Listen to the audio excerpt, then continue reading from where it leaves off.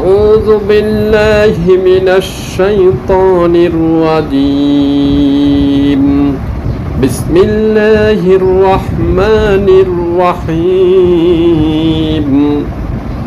قل إن كنتم تحبون الله فاتبعوني يحببكم الله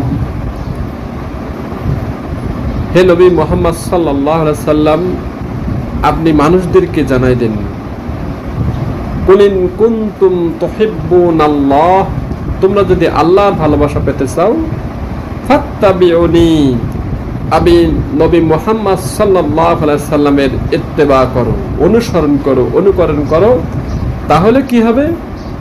ইউহিব্বুকুমুল্লাহ, আল্লাহ রাব্বুল আলামিন তোমাদেরকে অবশ্যই ভালোবাসবেন। শুধু কি ভালোবাসবেন?